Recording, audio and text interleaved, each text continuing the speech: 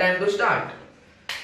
So recently, I read this quote from Elon Musk saying, being extraordinary is simply a choice. So just few seconds later, I go up to my dad saying, hey dad, one day I'm going to be extraordinary. And he goes like, I wish that was true, but it isn't. Because I'm sure that being extraordinary can't be that easy. And he asked me, so what does that whole quote make sense to you? And I go like, okay, well, according to the quote, all I would have to do is make right decisions in my life, and even I should be successful and extraordinary. And my dad goes like, okay, well, how would you take right decisions for yourself unless you know that your mental state is correct? And like, it didn't really make sense at that point of time, but like few minutes later as I thought of it, it actually did make sense. So he said that you need to be sure that the beliefs that you are actually believing in just by yourself are so much more significant than the beliefs that you believe because of the community. And I know it may sound confusing, but it isn't. All he meant was that you need to believe in the beliefs that are personal to you and are not affected by any other factor in this entire world. So it was still confusing for me. So I asked him, okay, can you define belief? I mean, how do I understand what belief is? And he said, okay, imagine you're going to buy an apartment. And he asked me, what all things would you look in that apartment? So I said, I would check out for a nice view, how big is the area, how is the furniture, how are the neighbors, and how is like the entire locality in general. And he said, okay, most of the people would do that, but there would be very few, almost none, who would look how strong the pillars are. And similarly, these pillars are nothing but beliefs which hold our entire community and culture together. And that thing actually hit me. So I went off thinking, so are there any beliefs that are like actually stopping me from being something or doing something?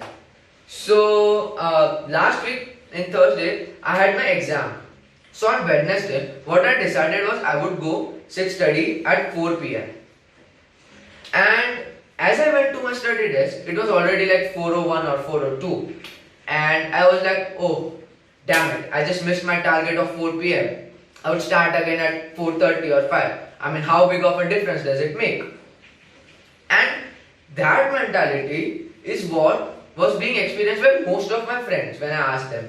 And I think most of the people who are like working, like who are either entrepreneurs or who are just going for their normal job, who are teenagers, teachers, like everyone in the world experiences this problem. But the thing is that this problem, if we call it a problem, is so common that people have considered it a part of their habit. So they find it so difficult to differentiate between this belief and their daily habit. And like they are so confused that there is no way they'll be able to differentiate between them. And to be honest, it won't even matter to you until you think about it. So I went to one of the best teachers and influencers to get my answer, Google. So I was like researching for like at least 3 to 4 hours, and I just couldn't find an answer. And at the same time, my mom called me for dinner. It was around 8:30. And that moment actually helped me find the result, which I believe is the truth.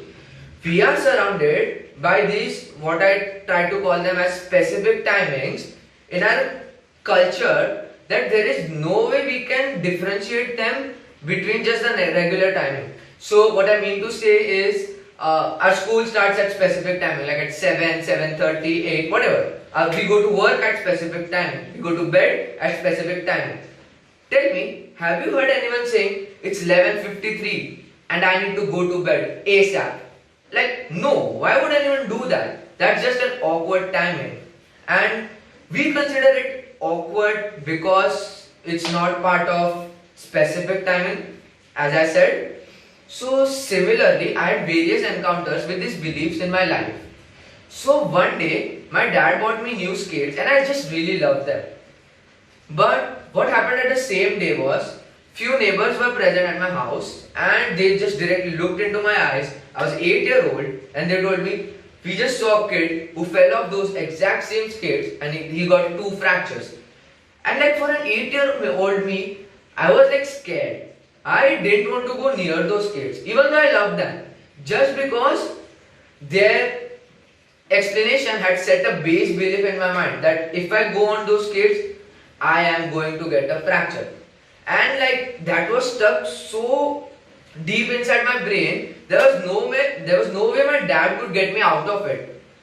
And so one day my dad called me and he said, well, you shouldn't believe at everything what everyone says. You should only believe at the things that you actually believe in.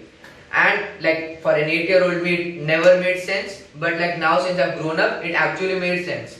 And it helped me like to make sense more of my research about the specific timing thing.